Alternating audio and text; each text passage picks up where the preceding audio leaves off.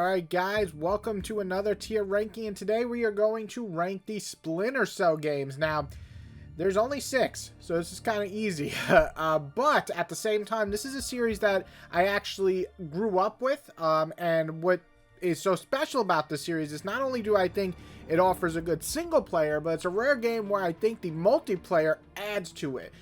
So let's just rank them and see where we land on each of these games. And I'm going to start with Splinter Cell 1 because, well, that's what started it all. And it's a game that is very much the start of things. What I mean by that is it's an enjoyable game. I actually played it about 6 years ago again, and I still liked it a lot, but it definitely felt like the first game.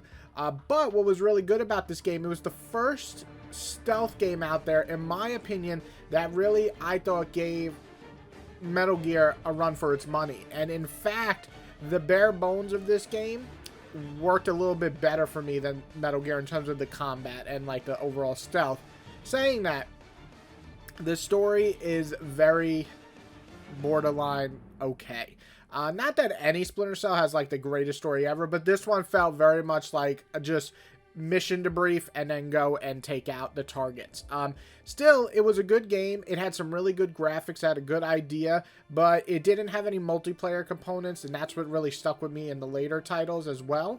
But as a foundation, as a game that I think is really solid, I think it deserves to be in the B section because I think it did a lot. So I put it in the high B, not quite A, because it's not a game that I fell in love with the franchise, but when I first played it, I was like, wow, this is pretty cool. I like this game. I hope it gets better. Unfortunately, we didn't get better right away because, in my opinion, Pandora Tomorrow is not as good. There's two things that really hurt it for me. One, I thought the story wasn't good at all. I really disliked it in this game.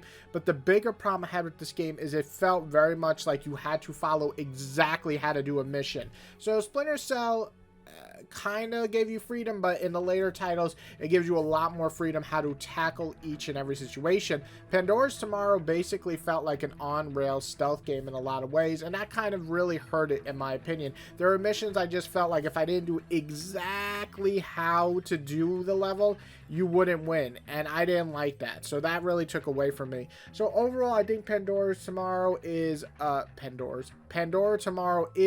good game, but I think it isn't as good as I was hoping for. So I was disappointed with this game. Now, some might find this crazy, but I'm actually going to put this one in the C.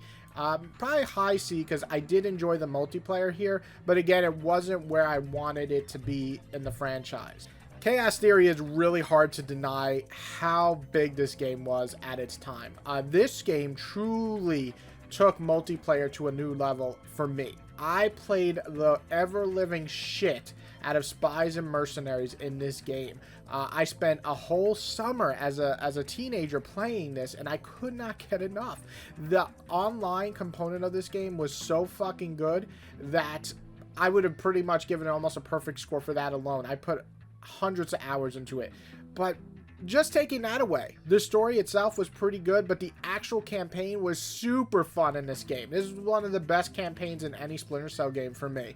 On top of that, if that wasn't good enough, so you have competitive multiplayer, that's great. You have a single player, that's great. They gave you co-op missions. Now, in retrospect, the co-op missions are pretty simple, but the fact that you can team up with your best buddy and do a mission together that's separate from the single player game is absolutely fucking great.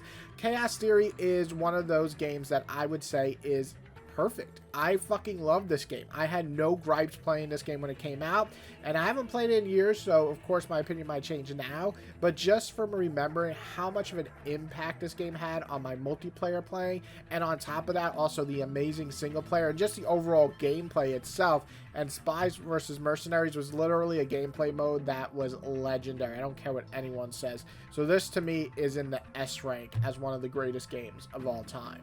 So Double Agent, this was the biggest disappointment for me of that year. I wish I could say I liked this game, but I didn't like it much. It's not the worst game in the world. It's definitely beatable.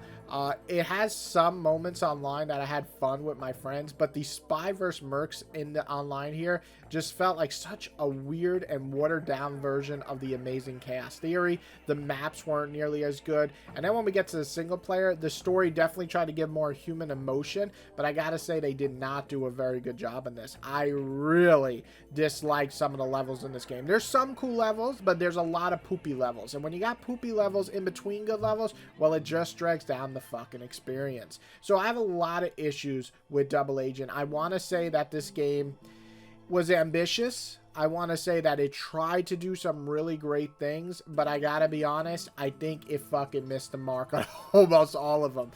Graphically, it's a good game. Online isn't horrible. I did have fun with my friends, but besides that, this game was a pretty big miss for me.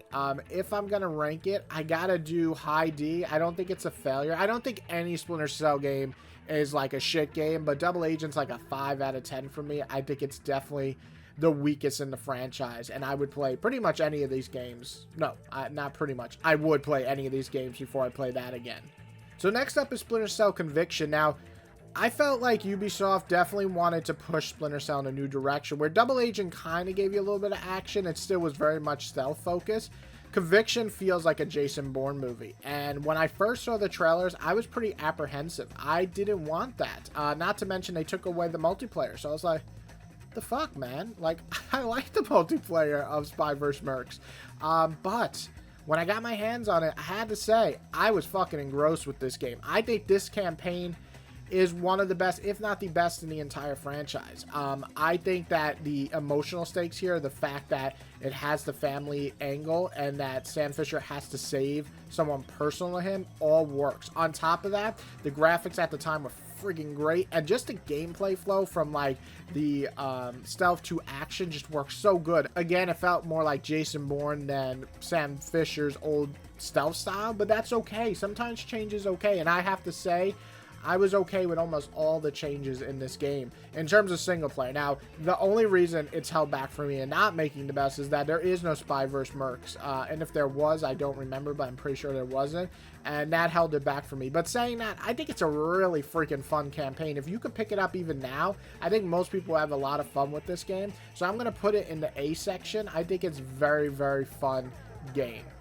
So Blacklist was the last game that was released, which is now over 10 years old, and I was super excited for this game, mostly because it was promising to harken back to Chaos Theory style, and Chaos Theory is my favorite game in the franchise, but at the same time, I didn't want them to completely abandon everything that they did with Conviction.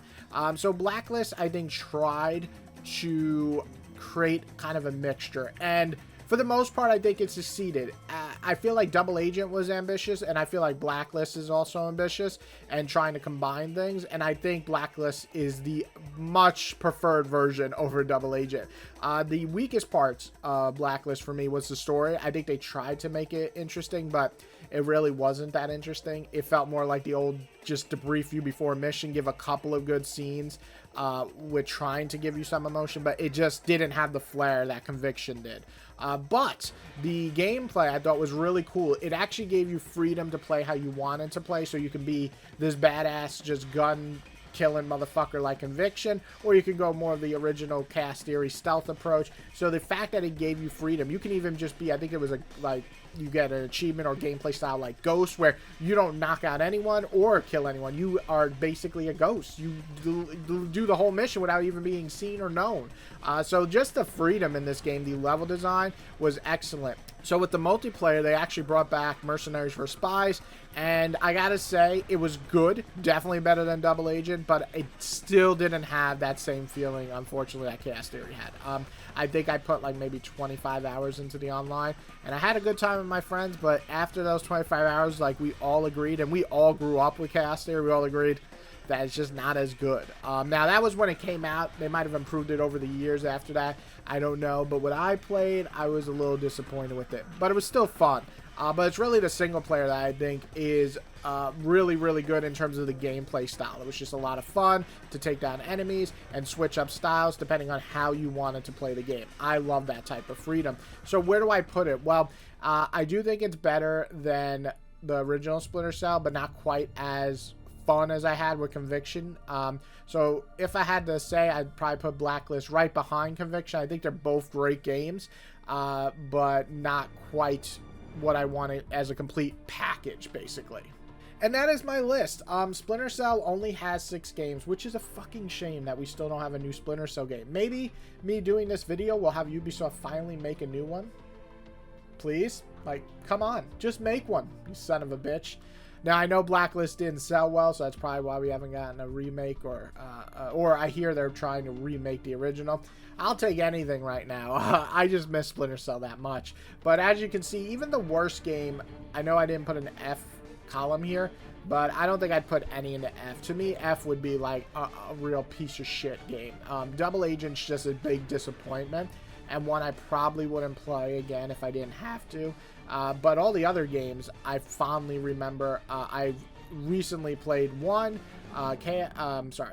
Conviction and Blacklist just about between 4 to 6 years ago, and those all still hold up to me. I really enjoyed them all. I'm curious if I go back and play Chaos Theory again, if it would be my favorite, but I think it would. And even if it's not, you know, I have to factor in things change and technology evolves, so it's just not going to hold up maybe in this day and age.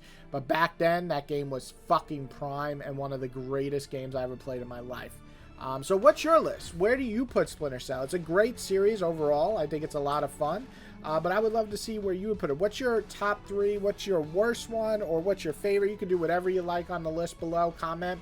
And if you like this video, as always, all I actually do is hit the like button. That means a lot. Hit the subscribe button if you want to see more nerdy stuff. I'm basically going back and forth between video game and comic videos. So if you're just nerd and you want to fucking enjoy some friggin' nerdy content, follow me for some more good stuff. And I hope you guys enjoyed, and check me out on the next video. Well, I can check you out. Yeah. Okay, I'll stop.